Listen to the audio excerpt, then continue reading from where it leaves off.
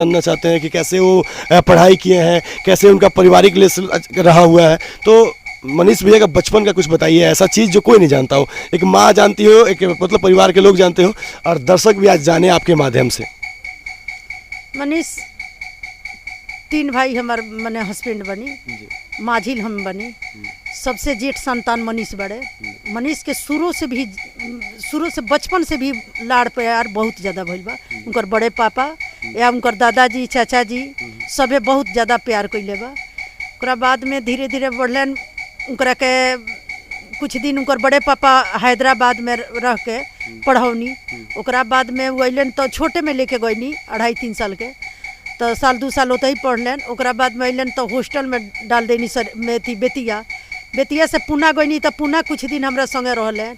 फिर अलन तो बेतिया पढ़लन।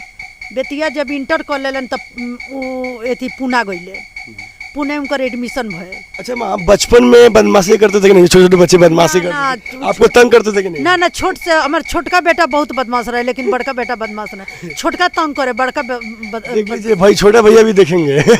हाँ जरूर देखिए। मेरी मम्मी शिकायत मेरा कर रही है। हाँ, छोटका बेटा बहुत चालू रहे, लेकिन ये बड़ा बहुत अस्थिर बड़े। उनका दुनिया से कोई मतलब नहीं है, वो बहुत अस्थिर रहता से अपन काम करे।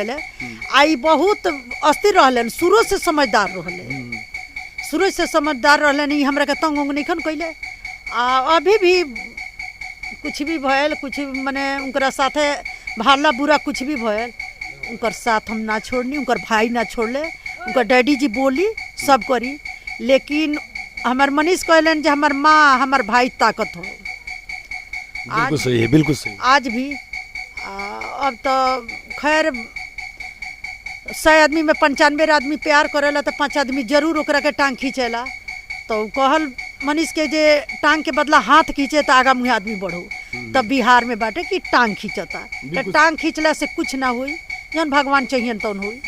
अच्छा माँ, एक बात बताइए, जब भैया मतलब सस्तक चालू किए, न्यूज बनाना शुरू किए, आवाज़ उठाना शुरू किए, आपको डर लगता था कि नहीं? ना कभी ना, मतलब नहीं होता था कि माँ है तो माँ का हृदय डरता है? लोग बोले कि जे रिक्सी कार करता रहे, हमको नहीं कुछ ना हुई, सच के देखला होता रहे। इसका मतलब है कि आप शुरू से एकदम पुश करती रही उनको, एकदम। शायद यही उपलब्धि भैया को मिला माँ के कारण, क्योंकि एक माँ होती है जो कि हर दुख सुख में साथ देती हैं। और मनीष भैया के जब परिस्थिति ये था, चुनाव भी था उनका, बाकी पीछे भी उनके ऊपर काफ़ी केस कर दिया गया, उनको फंसाया गया, और अभी भी डेट में काफ़ी सारे केस उन पर चल रहे हैं। उस समय कैसी परिस्थिति रही होगी मनीष भैया के साथ और आपके परिवार वालों के साथ? थोड़ा आत्मा में तकलीफ रहे, दुख हुक है, लेकिन फिर भी कहीं कि साथ बेटा के ओकरा के हौसला आगे में बढ़ावल जाई, कम थोड़े कल जाई, साथ तो बहुत दिले बनी। आज तो आपका बेटा पूरा देश का बेटा बन चुका है और पूरे बिहार का आवाज़ है वो। ऐसा आवाज़ कि एक बार किसी चीज़ के लिए आवाज़ उठा दे तो परिवर्तन होना ही होना है। तो अभी कैसा लगता है आपको आज के समय में? बहुत अच्छा लगेला, बहुत गर्व होखला, बहुत बढ़िया लगेला हमरा। अभी पापा जी जो डरते थे पहले शुरू में, अब डरते हैं कि नहीं? ना अब बहुत खुश रही नहीं। शुरू में थोड़ा तो हम कहनी फौजी आदमी ना डरे के चाहिए, रोग काहे डरी नहीं, हमरा डर ना लगेला। फौजी है लेकिन बाप भी हैं, तो एक पिता माँ जरूर डरेगा। फिर हम तो माँ बनी, लेकिन हमरा डर ना रहेला। हम त्याग कइले बनी शुरू से। हम अपना बेटा के चलते हम बाहर ना गईनी, कितना लाख कोशिश करनी कि जे बाहर चलो, हम कहनी ना, हम अपना लड़का के छोड़ के ना चले। हमार लड़का जब यहाँ हॉस्टल में नाम लिखा गए तो यहाँ रह के पढ़ाए अपन, ठीक बात जौन लिखल हुई तौन हुई। अच्छा माँ, हमनी के पढ़ावनी इंजीनियरिंग कैलन, एमटेक बीटेक कैलन, बीटेक क के ओकरा बाद में कुछ दिन पुणे नौकरी कैलन, ओकरा बाद में पटना अलन तो कैलन। पटना से 2 साल ले छोड़ दिले रहलन नौकरी, लेकिन हम उनका डैडी जी के ना जाने देनी। 2 साल के बाद जलने बनी। अच्छा, मतलब भैया नौकरी छोड़ दिए? हाँ, तो पापा जी को नहीं मालूम था? ना हम हमार छोटका बेटा जाने, बेटा हमार पैसा भेजे, हम कहीं बेटा हमार भेजे और ना जानी 2 साल के बाद जननी।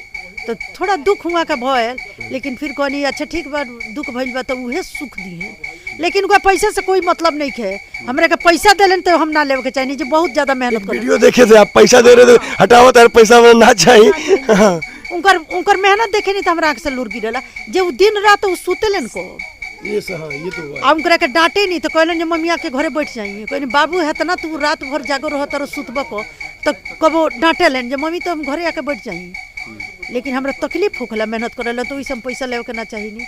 कहलन मनीष के माँ के लगे हमेशा 1 लाख रुपया रहे के चाहिए। मम्मी कितना पैसा भेज दी, कहनी ना हमरा ना चाहिए, हमरा मालिक के पैसा बा, हमरा पैसा ना चाहिए।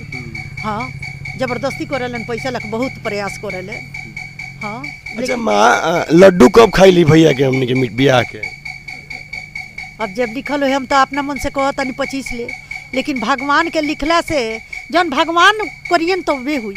और बात हम समझे नहीं, लेकिन हमने के बबुआ ना हुई, हमरा कैले से ना हुई, भगवान जब चाहिए तबे हुई। हम तो चाहतनी 25 ले करे के, 24 के उनका मन हो जाए तो 24 में कर सको तनी, तो उनका भगला से ना हुई। जब उनकरा के इतना हम साथ दिले बानी हर मौका में, तो हमार बात कैसे कटियन, कभी ना कभी तो करे के पड़ी, करियन शादी करियन 24 या 25 में, भगवान करे 24 में तैयार हो जाए। अच्छा आपको क्या लगता है कि शादी वो क्यों नहीं करना चाह रहे हैं?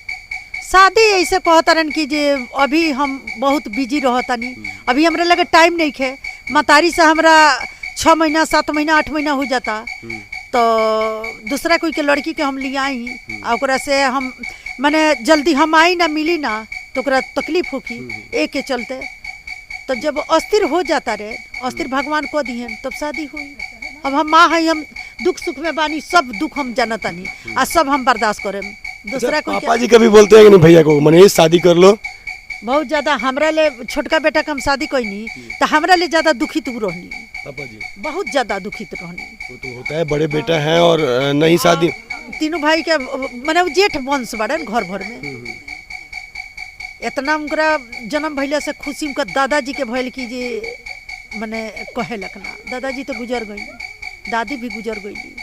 लेकिन आज दादाजी और दादी भी होते तो प्राउड फील करते हैं और गर्व के साथ कहते हैं कि मेरा पोता आज पूरे हिंदुस्तान में अपना नाम और मेरे दादाजी का नाम रोशन कर रहा है। बहुत ज़्यादा खुश होती है। चलिए वो कहीं भी है, ऊपर भी है, तो जरूर आशीर्वाद वो दे रहे होंगे।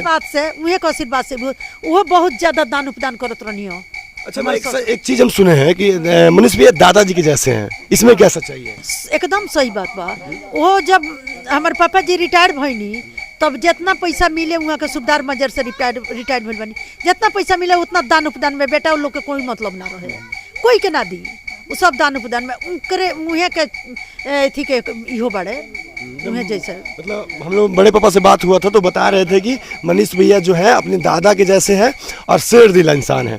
और देखिए सौभाग्य से देखिए कि बड़े पापा जी भी ये फौज में है, दादाजी भी फौज में थे और चाचा जी भी नेवी में है और छोटे चाचा जी भी किसान हैं।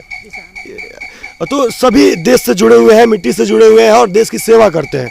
अभी आप तो देख रही होंगी माँ है, आप वीडियो आजकल तो मोबाइल से भी रखते हैं, बार बार भैया को गलत ठहराने का प्रयास किया जाता है, उनके खिलाफ साजिश किया जाता है और काफ़ी सारी धमकी आती है।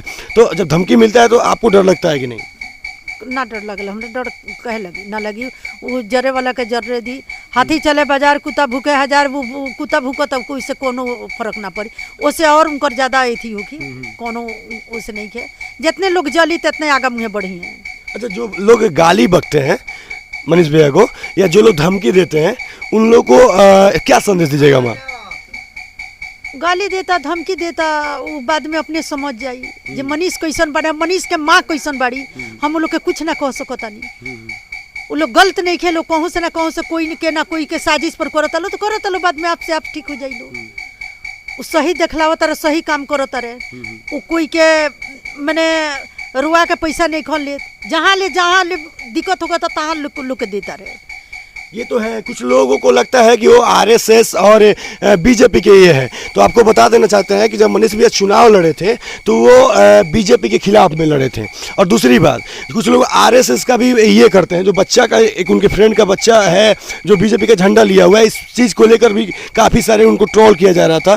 तो इसमें क्या सच्चाई है, आप क्या जानते हैं? जहाँ जाने तो हम बच्चा के लेकर बहुत प्यार करेले, बच्चा से बहुत प्यार होला, लेकिन ना हिंदू से कटल बड़े ना मुसलमान से। जहाँ सही देखता रहे तहाँ सब कोई के समर्थन करता रहे, गलत देखता रहे तो सब कोई के। क्योंकि भैया गए थे सरफराज के पास और भैया के न्यूज बनाने के बाद सरफराज का जीवन सुधर गया, उसका एडमिशन हो गया और काफ़ी ये हुआ।